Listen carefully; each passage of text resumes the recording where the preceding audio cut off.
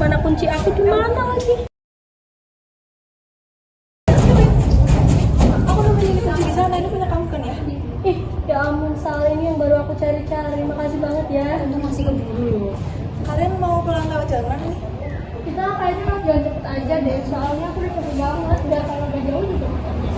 Tapi ini udah jam segini, ini bahaya banget tau. Hati-hati ya kalian. Ya makasih banyak ya udah mau nganterin kunci aku. Ya makasih ya. Bye. Aku sama Rifana ikut nganterin kalian ya, tapi sambil tengah jalan aja. Oke gak? Jangan gengsi deh. Oke, yuk.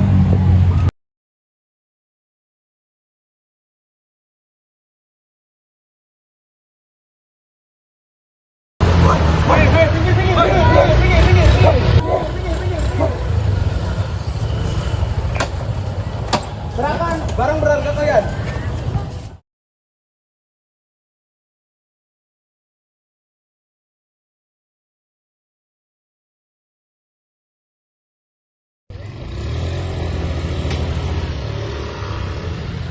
Telepon polisi, buruan. Kenapa? Aku juga dianggap, Kai. Seriusan? Iya, nggak ada. Ya udah deh, tolong pakai HP aku aja. Itu kan, Kai.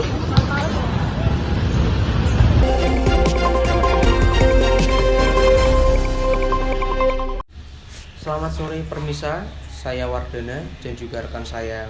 Saya Meliva Adelia. Kami dari Bobby Sweet News ingin melaporkan bahwa Telah terjadi pencurian sepeda motor oleh 2 orang laki-laki rentan usia 18 sampai 20 tahun terhadap 2 mahasiswi seusai pulang dari kampus.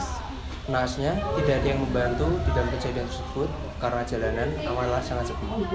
Untuk itu saluran akan saya ganti pada Adinda yang berada di lokasi kejadian. Selamat sore pemirsa, kembali lagi dengan saya Adinda di Bobby Swift News. Tepat di sebelah saya terdapat 2 korban pencurian paksa. Untuk kakak Betari dan kakak Kaila, boleh meminta kronologi jelasnya? Jadi awalnya gini kak, kami baru selesai pulang dari kampus. Tugas-tugas yang banyak membuat kita pulang lebih larut dari biasanya. Lalu kami melihat dari arah belakang bahwa ada yang mengikuti kami berdua, tetapi tidak kami hiraukan. Terus motor yang di belakang tadi tiba-tiba ke pinggir kita, terus mereka nodong-nodongin kita sambil nyuruh kita minggir. Habis itu kita minggir, terus mereka nyuruh turun. Pas kita turun, HP aku diambil, terus habis itu motornya juga dibawa. Gitu kak. Terima kasih atas keterangannya kakak Betari dan kakak Kaila. Sekarang juga sudah kita hadiri saksi. Di tempat di sebelah saya ada Bapak Bintang. Bapak Bintang boleh meminta kesaksiannya? Wah, sebenarnya saya nggak lihat secara jelas kak, tapi yang saya lihat itu ada 2 orang perempuan diikuti sama 4 orang laki-laki berboncengan. Saya kira itu temannya kak, tapi habis itu saya nggak lihat dengan jelas. Soalnya ya kalau dilihat dari pakaian mereka berpakaian gelap. Habis itu saya nggak lihat lagi kak, soalnya saya lapar, maklum lah habis pulang kerja kak. Terima kasih atas keterangannya Bapak Bintang. Selanjutnya saya sudah bersama Ibu Septiani. Ibu Septiani boleh meminta kesaksiannya? Boleh. Tadi saya waktu keluar untuk beli makanan buat anak-anak, saya tuh melihat 3 motor melipir. Nah, waktu saya mau tolongin, mereka mengeluarkan pisau. Saya panik dan waktu saya mau teriak, ternyata keadaan sepi. Jadi saya takut. Ya udah saya lari sendiri. Sudah. Terima kasih atas keterangannya. Baik pemirsa, itu tadi dia kesaksian yang diberikan oleh Bapak Bintang dan Ibu Septiani. Selanjutnya akan kami hubungkan lagi ke studio.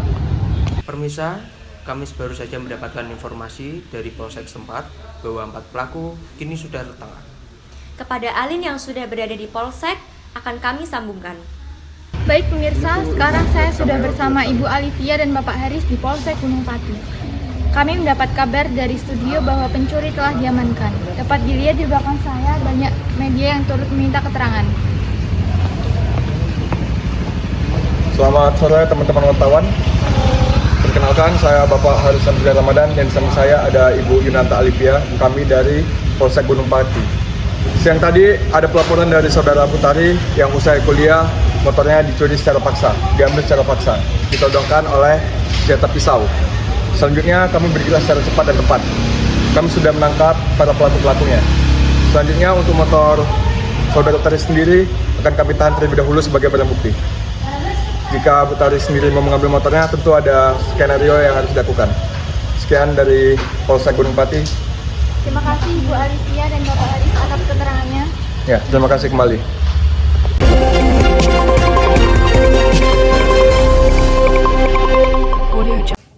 Halo guys, kalian lagi pada di mana nih?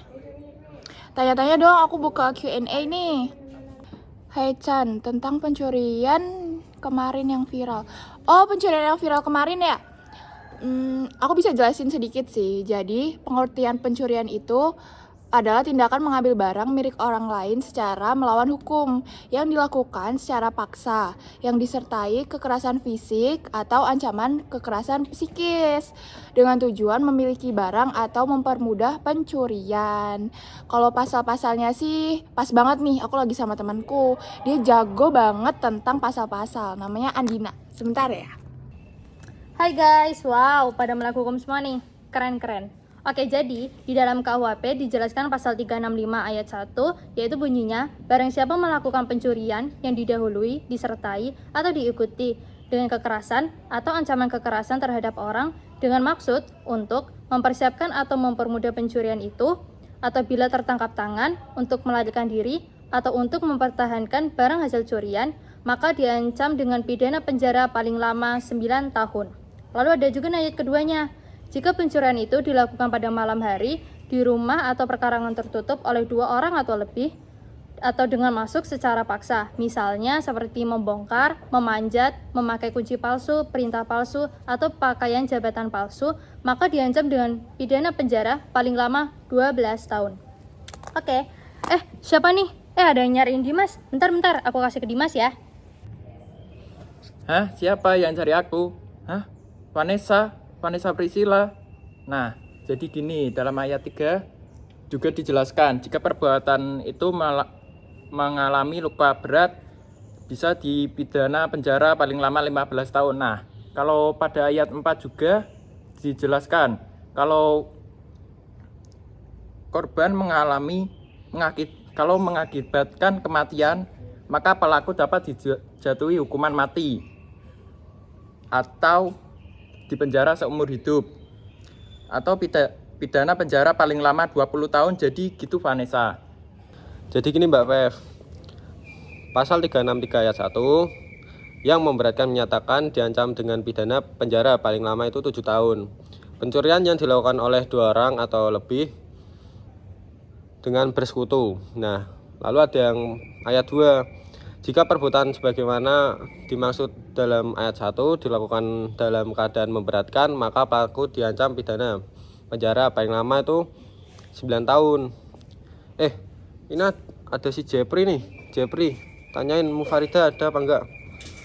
Jepri Nicole kali. Halo Mas. Jadi solusi atas permasalahan tersebut dapat dilakukan dengan polisi dan jaksa harus memihak tegas pelaku pencurian dengan pemberatan sesuai pasal 363 KUHP atau pasal 365 KUHP.